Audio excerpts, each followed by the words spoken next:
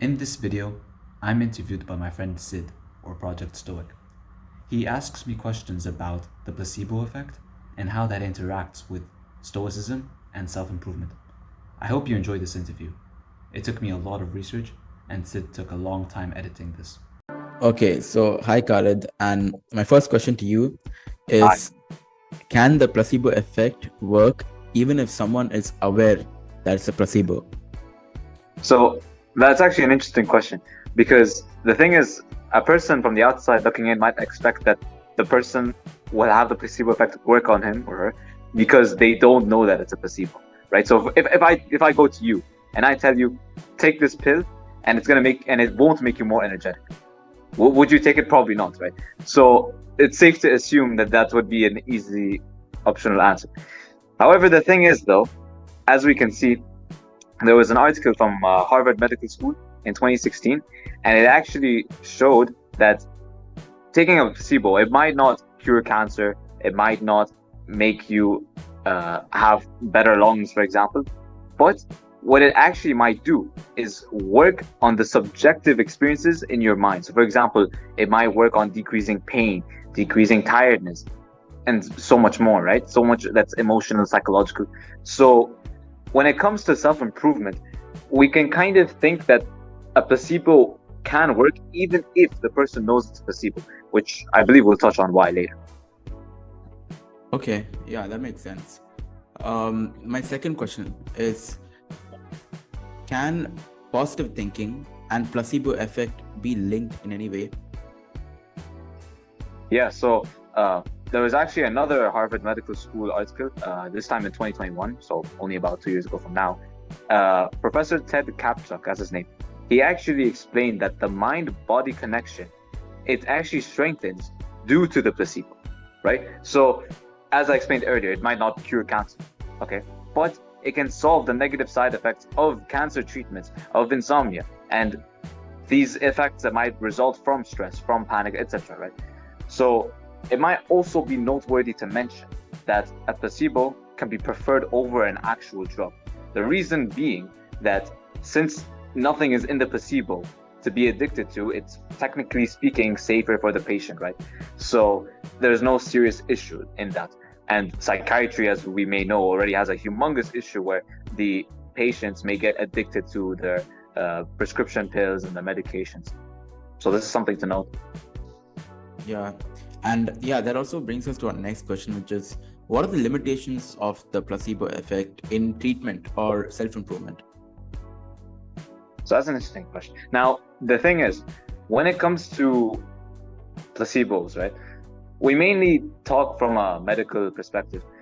When it comes to psychology, it's a bit less common because psychology, and particularly therapy and counseling, they have to do with talk therapy, right? Not as much with psychiatry or doctoral research where pills and surgeries and so on are done. When it comes to a therapist and a client, usually it's talk therapy, cognitive behavioral therapy, and psychotherapy, and these kinds of treatments. So when it comes to taking a placebo, let's say the therapist, right, who specializes in psychodynamic therapies, he decides to give a prescription pill of a placebo, of course not an actual drug, to their client. Okay. Now the thing is, there are so many factors that this placebo would have to take a replacement of, or even just mimic or slightly replicate when it comes to the relationship between the placebo and obviously the therapist and client relationship and factors. So, for example, what I'm trying to say, let's say one very important factor in the therapeutic and patient relationship is the therapist's empathy towards the client, right, or towards the patient. So, how would a placebo work the same, right? It's kind of logical in that way. There's so many things that we have to replace. The way that the client and therapist talk to one another. How can a placebo work the same? You know what I mean? So Yeah. another thing that you can also talk about is the client and therapist relationship. It's specifically like the details. Maybe the client thinks that the placebo is actually more effective than it is because the client appreciates the therapist a lot. Maybe the therapist might not explain 100% what a placebo is or how it works, or maybe the client may be misinformed, which of course would lead to humongous ethical issues. There's just so many possible scenarios from both sides that the relationship between them as well, that's a third factor, that makes the placebo unfavorable perhaps.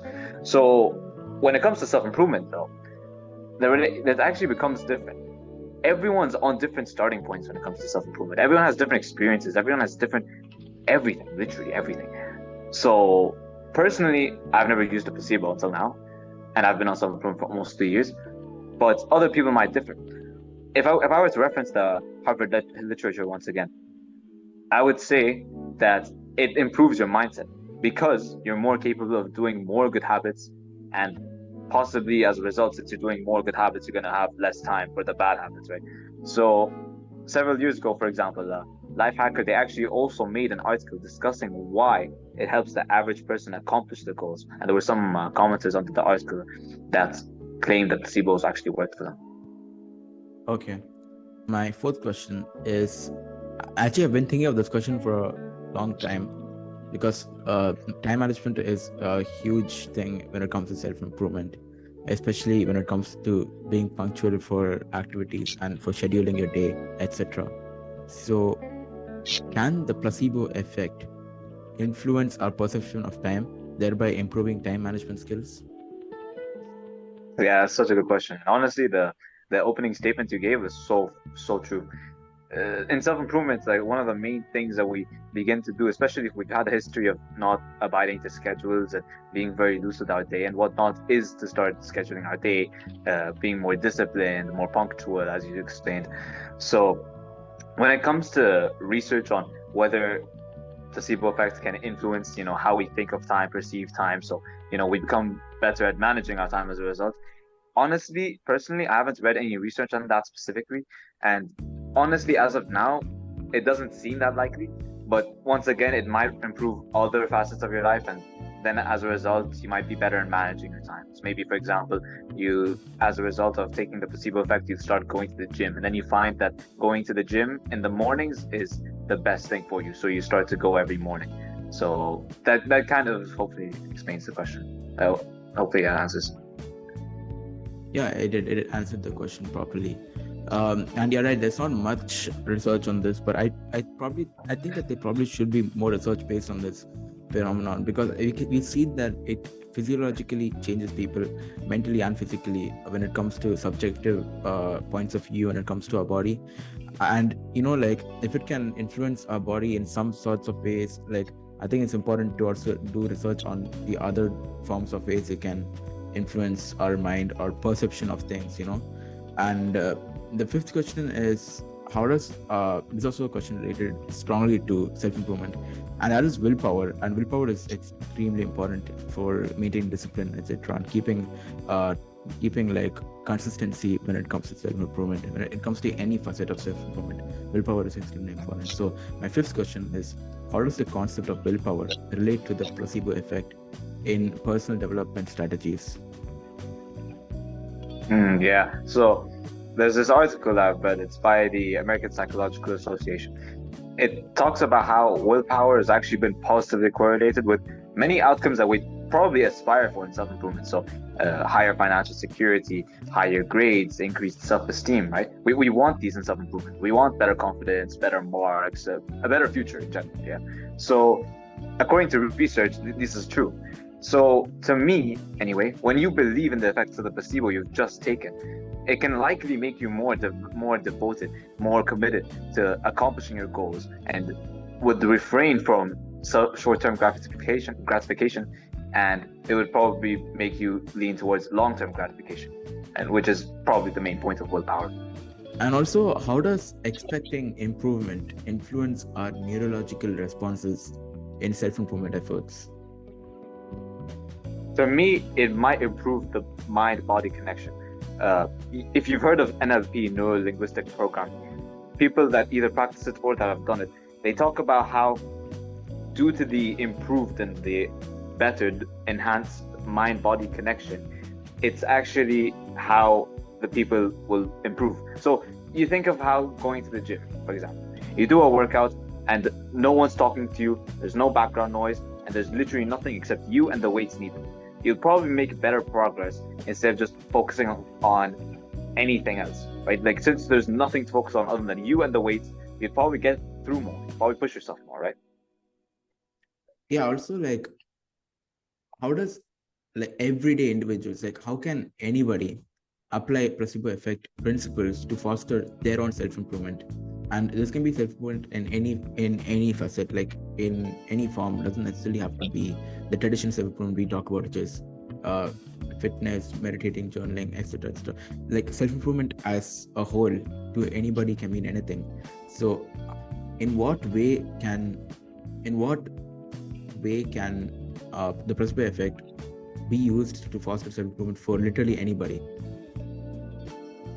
So, what may be talked about regularly in self-improvement, consistent habits, scheduled days, so on, it can go hand in hand with the placebo effect. The placebo, they're both done for the sake of self-improvement and betterment too. So, I think applying the self-improvement practices, reading, writing, journaling, self-reflecting, so on, specifically on the placebo even, can make one prosper in self-improvement, since he or she can tell whether he or she needs to take a placebo medicine or not, and whether they know the correct information about the placebo or not, and so on. So, for example, if you're trying to read consistently and you don't really have much to read about, you can read about the placebo effect, learn more about it, see the more recent research on it. You can learn about how it works, So you're both getting the reading in and you're learning more about the placebo. And from there, you decide on how much to take it, how often you should take it, whether you should take it or not, and so on. Okay. And how also this channel is called Project Stoic, so, and it's necessary as something based on Stoicism. And Yeah. I've actually been thinking about this a lot, this specific combination of Stoicism and our controlling our minds, so basically hacking your mind. And I was wondering, right, so like how does the Stoic philosophy in any way intersect with using the placebo effect for personal growth? That's actually interesting. So, to me, it might be about getting the hard work done when a person's not at all in the mood for it. So, I'm not an expert on Stoicism personally, but according to what I've read, one of the main ideas of Stoicism is the idea to remain calm, cool, and collected in both the good and the bad times. So, perhaps a way that Stoicism interacts with the placebo effect is that since the placebo effect mainly betters a person's life, right? Like, you're not taking a placebo effect so that you get cancer, right? Like, you obviously want to improve something, right? So Stoicism is more of a way to understand life, in my eyes anyway. So perhaps a principle of Stoicism in relation to the placebo effect would be to adapt to new ideas, become a stronger and more capable person. So a Stoic person or a follower of Stoicism or whatever it might be called would be willing to act upon the placebo effect. So it wouldn't just be like for the sake of it, right? It would be both for new experiences and for more progress. Okay, fair enough. That makes sense. And how does the placebo effect contribute to recovery and self-improvement? Like there are a lot of times, I think anybody who's listening to this podcast can relate, including you and me. It is a lot of times in self-improvement where we hit rock bottom, and getting up is like one of the hardest things when it comes to self-improvement. And this can be in anything, like honestly, your career, your academics, fitness, whatever it is. We always hit rock bottom at one point of time, but getting up is very difficult. So I was wondering, right? Can the placebo effect contribute to recovery in self-improvement? And if yes, how does it contribute? So I think it could be a good thing to depend on when you're stacking on self-improvement because of the positive results it attains, both from peer-reviewed research and from people's experiences. If you see at the comment section, I took this placebo and so on and so forth, it really benefited me.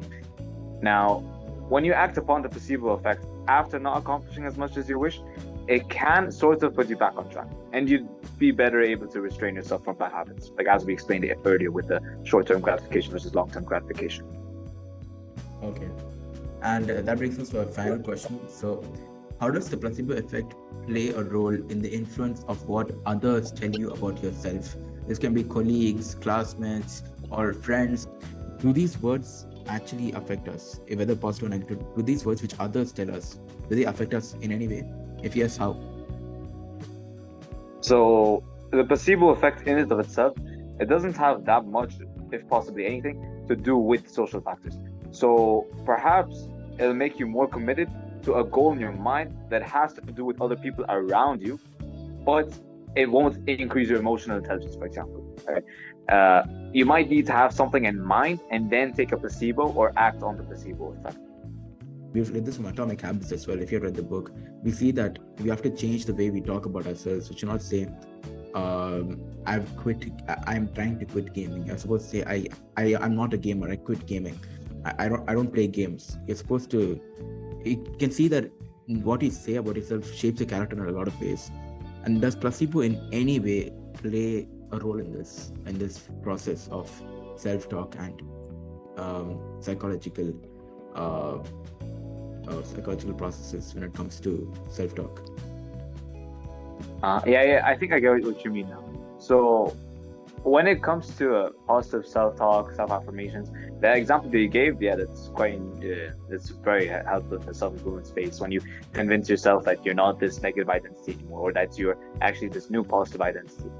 So when it comes to Stoicism and the placebo effect, and how they may intertwine, or like, let's say, rather not Stoicism, just in general, positive self-talk, affirmations, you can say that they go hand in hand to some extent, because like I explained earlier, like the placebo effect's already been shown to correlate with better improved outcomes.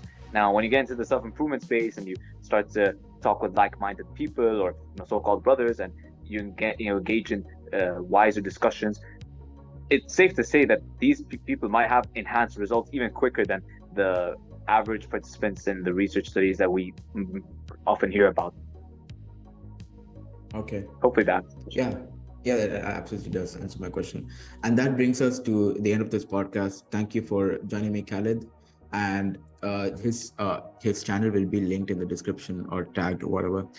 Show him some support. He really did a lot of research in order to be a part of this interview. And follow, show us a lot of support. And I'll see you next time. Bye.